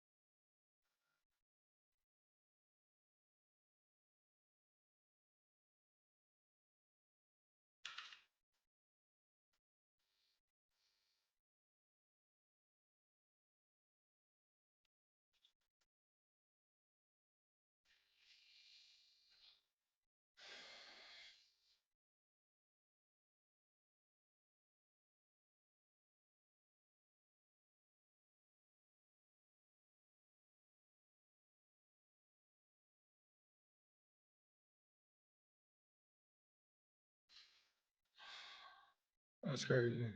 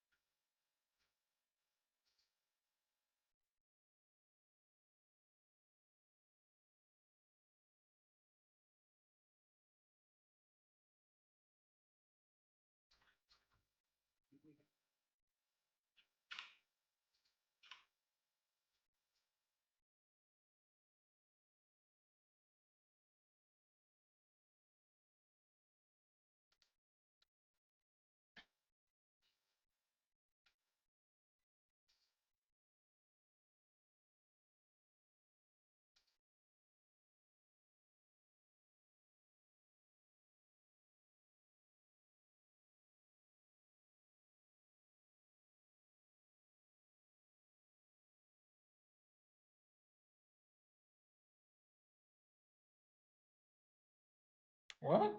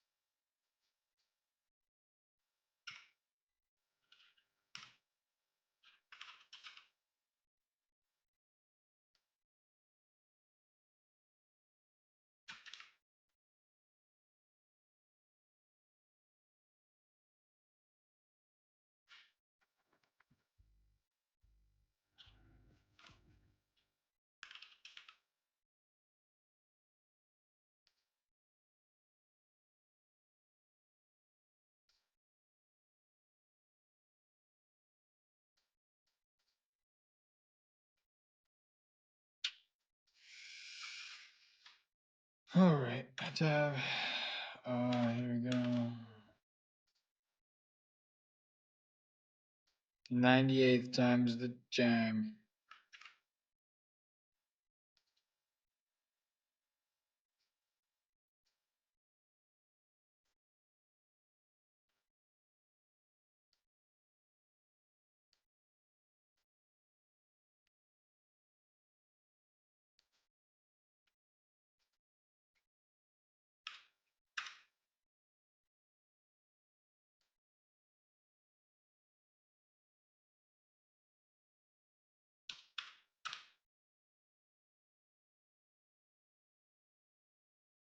What the hell?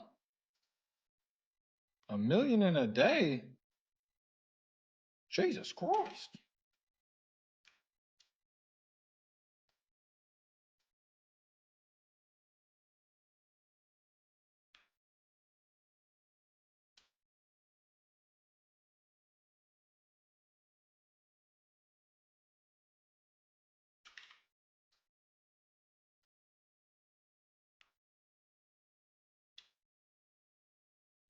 Can't hate her.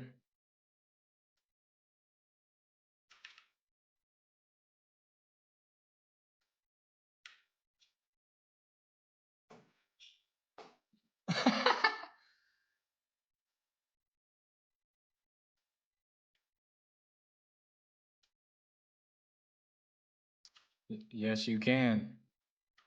That's the kind of content I love to hear. I love to see it. Good. And I hope it was all the fucking people from your old church. I'll be lit. All right.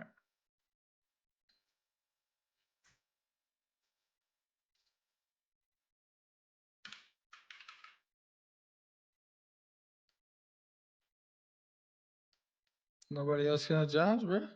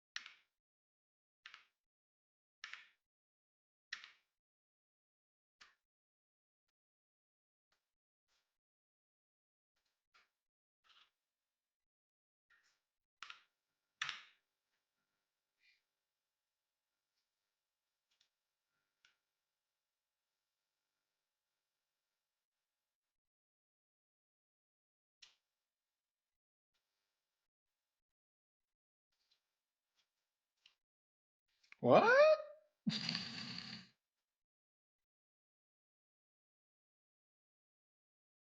Your monthly what? You said what?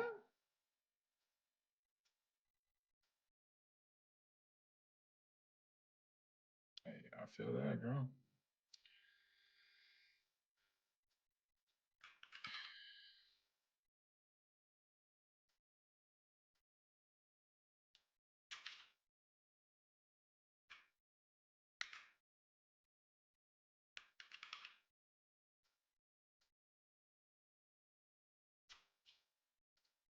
Fuck.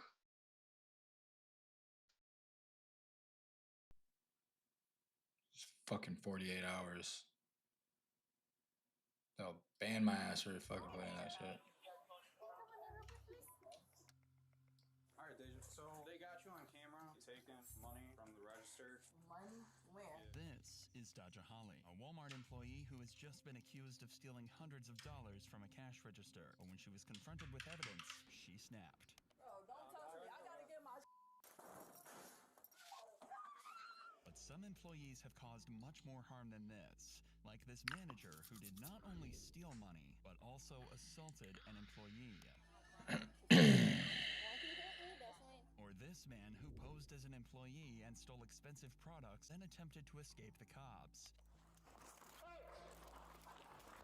first, let's start with the case of Daja, who got caught red-handed stealing on security cameras. On November 24th, 2023, police were called at an Illinois Walmart where security staff caught an employee stealing cash from the register for the first time. When analyzing the footage, you can see that Daja slips her hand under the bills and removes an extra bill each time she gets change for a customer. She then gives the customer the correct change, but palms the stolen bill and slips it into her pocket. If you look carefully, you'll notice that the left bulge in her vest starts to show a crease, indicating that she's stacking up a sizable amount of cash in there. She's obviously far too comfortable doing this, and may have been doing it for longer than security realized. After the officers looked at the surveillance evidence, it was time to confront Daja.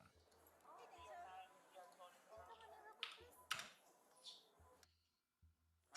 So, they got you on camera, basically taking money from the register, putting it in your pocket. Money? Where? Yeah. They got you on camera. Can I see for myself? Please? I'm gonna show you the pictures just to show Oh, you. that's There's fine. a camera literally right I above you. know that. Of course. So here's the times that I guess you were taking it the other days, right? The other days? Okay. I can't see nothing. I see me taking money out. Daja argues that she can't see anything in the printed photo and maintains her innocence. The security footage may be somewhat unclear, but it's easily enough to show exactly what she was doing. Still, it doesn't quite dawn on her just how much trouble she is in. But for the cops, it's time to arrest the culprit, and that's when things get violent. Now you can remove your vest. Okay, that's Walmart property. So you can put that vest and your ID and your work phone. So y'all saying that I took something out y'all door. We're not saying it. You know. It's on video. So what y'all finna do? Arrest you. Arrest me? Yeah, so you're gonna do what they told you to do, is give that form. Why y'all arresting me? Because you're under arrest for stealing. I didn't steal anything. Okay, just take off your vest so then we can get out of here. Okay, can I go home? I didn't steal. She's like, why does that matter though? Bro, don't talk to me. I gotta get my shit. I gotta get my stuff. Oh, I'm not even from out here. I did not steal anything. Okay. I got it. Okay. You just broke my. Okay. I turn around.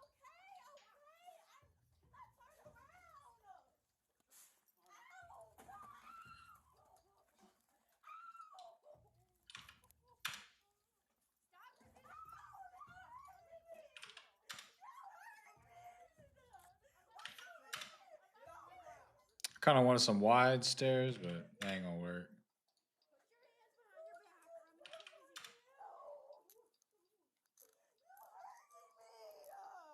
As she starts to realize the gravity of the situation, fight or flight starts to kick in for Daja, and she gets about as violent as she could in this situation. But realizing there's probably no other way out of this, she's not about to stop here. There we go. There we go.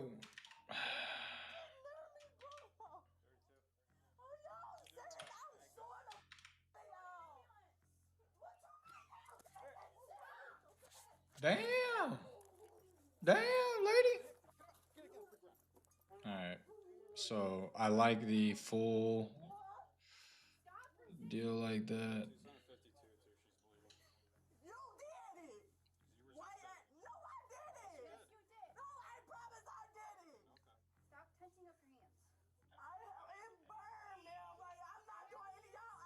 What the fuck?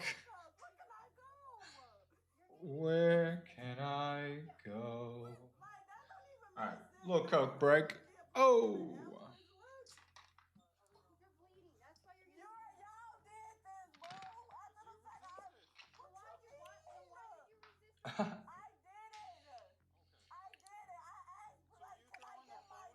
Alright. On my soul.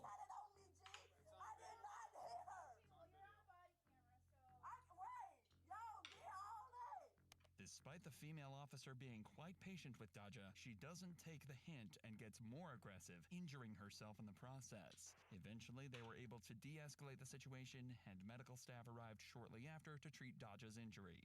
She was then transported to the squad car and back to the station where she was charged with theft, resisting arrest, and aggravated assault on a police officer.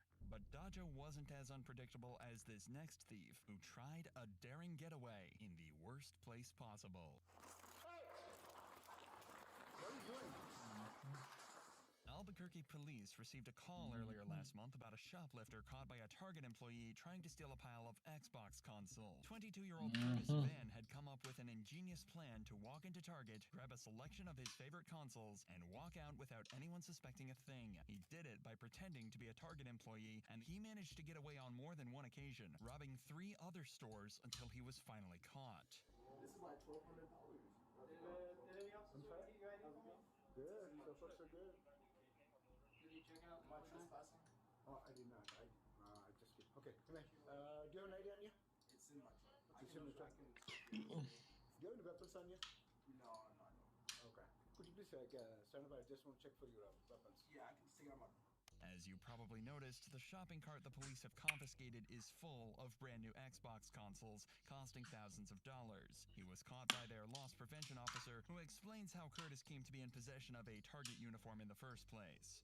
His name is CJ. He used to be a Target team member at Paseo Target. He pushed out 11 gaming consoles out of our Rio Rancho store a couple months ago. So he imitates that he's a Target team member, gets keys, gains access to the locked case or the stock room. He just left our Rio Rancho store and then came here. He didn't get anything from them this morning, but he was able to get someone to let him in. All those consoles there is what he selected. He tried going out the entrance door where I stopped him. Let me show you this. That's from yesterday. That's him walking out with it. Okay. Out of uptown. So I know he got one. I'll have to ask. Is that a PS4? That's PS5? a PS5. Okay. Bro said PS4. Uptown store yesterday. He was driving. Knocker. Sounds good. My name is Officer Cordero. You're CJ, right? Right. Is it short for anything? Short for Chris. Chris. All right, Chris. So I'm gonna read you some random warnings, okay? So just listen up for a second, okay? Would you like Just listen up for a second. No.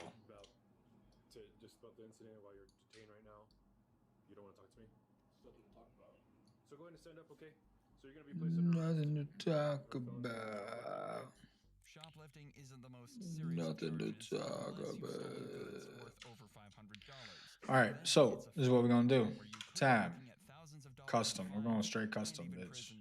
He's been caught red-handed. Boom. There's plenty of evidence to link him to the other thefts, but Curtis doesn't want to cooperate and chooses to say nothing at all. When you get inside, I'll take him off. Good for you, Curtis.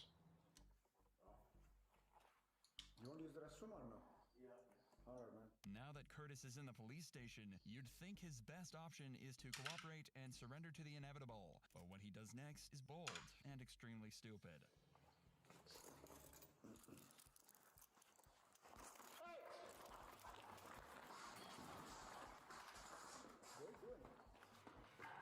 What are you doing? What are you doing? Stay here. You need to take. Stay here, man. Stay here. You're not going. All doors are locked. Even if you get past it, you're not going to get away from here. No. This motherfucker, bro. You cannot leave you. Put the chair down. Put the chair down. Put it down. You make this hard, we make this easy. Yeah, we don't want to do this. I just want to leave. You're not going anywhere. Work with us, man. Please work with us. I just want to leave. That's not it. You're not going anywhere. All the doors are locked. We don't want to use force. You're on. He said, bro, I just want to leave. It Bro, looks like Curtis knows he's got nowhere to run. just where you live now, bro. Himself in the corner. He isn't a major threat, but he can cause harm with those chairs, so the officers have to play it safe and try and talk Curtis out of this crazy standoff that he'll never escape from. Right. Try a little bit more, all right? I'm not gonna let you hurt one of these officers, all right? Look at your stance right now. Look what you're doing. You obviously are physically going to resist us and not go to jail. I'm not gonna let you hurt one of these officers, all right? So what we're gonna use, I'm actually gonna specify what we're gonna use. We're gonna use our taser, and it hurt again. It goes back to my point. It hurts. It hurts. It's not even gonna happen, bro.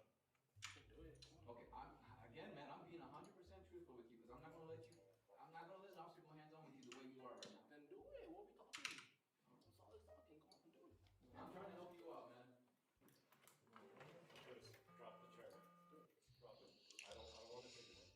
All right. We in there, boys. We in there. Look, man, Curtis, it's falling apart already, Curtis. There we go. All right. Now. Oh my gosh, I'm so out of shape, bro. After that frank Oh, we got it. standoff, No, we got it. were able to easily overpower Curtis and arrest him again. He was then put back in the squad car to be Shit. station. Curtis is yet to go to court, but All right, I need to take a mental health break. I will then be back on to finish this. Let's see kind of where we at. Where an altercation at a fast food restaurant between employees was caught on camera. Flagler police arrived at a fast food restaurant after a 911 call about a Chill, man bro. missing Chill, bro. The man shown wearing a dress and bonnet is actually one of the managers of the restaurant, and he's angry after being accused of stealing over $1,500 from the register. And the argument had become so heated, the police had to rush to the scene. For real? You, hey baby, I called the police just say about your husband standing by U-Haul. Stay right here. We're all siblings. You understand that? It doesn't matter. Chill, bro. Matters to me. Chill, bro. Come between me and my family. If that's how y'all. This is my actual sister. This is my actual biological sister. This is how y'all really want to go in. No. It's about money and because this girl a crook working on a fake name. She told you that alcohol was on you about your that you want. I got for y'all. That is a falsified document. What's going on? Well, first and foremost, the fight because she grabbed me. All I did was hold it down. Ain't no man against a woman. I got a surgery. Let's clear that up first. The dirt that she works under a fake name here. I came up with, we're arguing, but the moment she swung at me and you gripped my hair broke. All I'm doing is holding you down. Trying to distract the officer by accusing his workmate of using a fake name isn't going to take the heat off himself. Apart from the theft, he's also been accused of assault, but he's claiming he was the one who was assaulted, and the officer is about to hear two different versions of the same story. Where was she at when this happened? Where were you sitting at? He came up in here, but he had already texted saying he was on his way to her to fight her. For what? Why is he mad at you? It's an argument or whatever he got in his head. Boyfriend, girlfriend? He's a girl. I gotta ask. He don't want her. He needs to go to jail. I'm hurt. I don't need no ambulance, but he attacked her. So far, it seems like everyone involved in the incident are acquaintances of each other, but the officer is justifiably confused as they all try to explain their side of the story. Fortunately, a compelling piece of evidence emerges that will decisively reveal the true culprit. This the first video? Okay. This one, he first came in here. Hold on.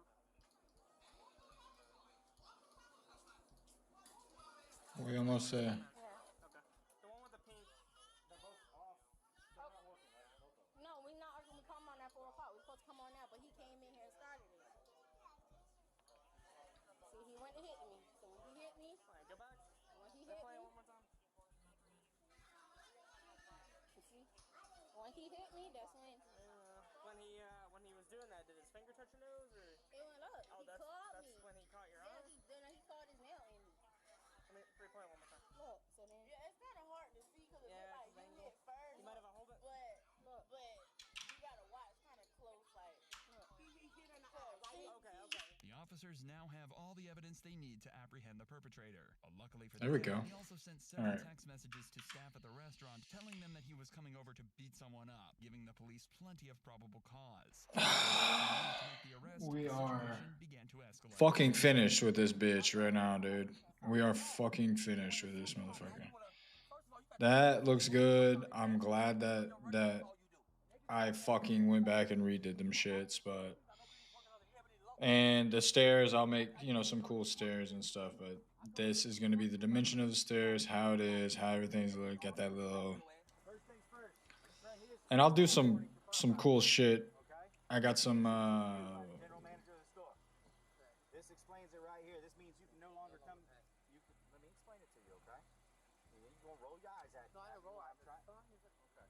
If you come on this property at all, parking lot, anything, you will be arrested and taken to jail. You understand? Okay. So go ahead and set that inside your car. Second thing we're going to explain. Woo! Alrighty. We're going to jail for battery. Okay? Yep. Go ahead and drop your phone. Drop your phone right there. What? Is that a felony? No, it's a So you gotta misdemeanor. be rough. It's a misdemeanor. I'm not being